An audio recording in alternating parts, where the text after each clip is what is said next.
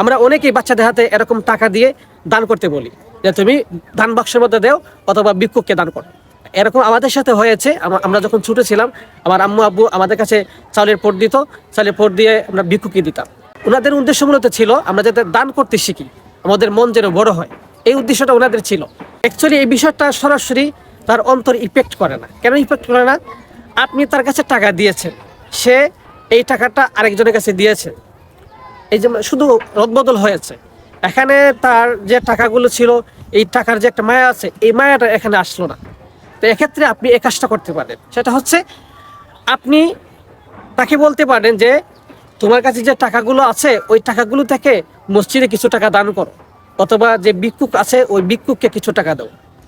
অথবা এমনও হতে পারে তুমি তাকে বলো যে তোমাকে আমি 100 টাকা 50 টাকা দিলাম, এই 50 টাকা থেকে তুমি চাইলে 20 টাকা মসজিদে দিতে পারো, অথবা 20 টাকা তুমি ফকিরকে দিতে পারো, ভিক্ষুককে দিতে পারো, এটা তোমার ইচ্ছা। অথবা চাইলে তুমি মজাও খেতে পারো।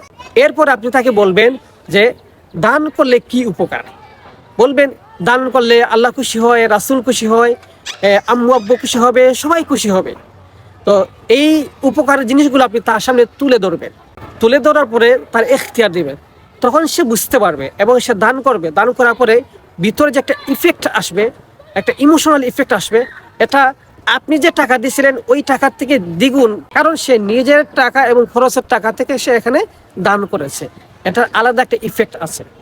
এজন্য সবসময় আমরা চেষ্টা করব আমাদের বাচ্চাদের হাতে তাদের খরচের টাকা থেকে কিছু টাকা দিতে। অবশ্যই পরবর্তীতে আমরা তাদের খরচ দিবই, এটা কিন্তু এটা হচ্ছে আমাদের মেইন একটা শিক্ষা, যে শিক্ষাটা আমাদের মৃত্যুর পরও এটা জারি থাকবে। আপনি যখন মৃত্যুবরণ করবেন তখন আপনার বাচ্চা দান করতে, একটু ভিক্ষুককে খাওয়াইতে, মসজিদে দান করতে, আপনার নামে টাকা দিতে সে কৃপণতা করবে। তো এক্ষেত্রে তার টাকা দিয়ে দেওয়া আপনি অভ্যাস করান। মৃত্যুর পরে যেন আপনার নামে মসজিদে দান করতে পারে, ভিক্ষুককে দিতে পারে, কোনো এতিম মিসকিনকে খাওয়াইতে পারে। এটা হচ্ছে আমাদের আসল শিক্ষা।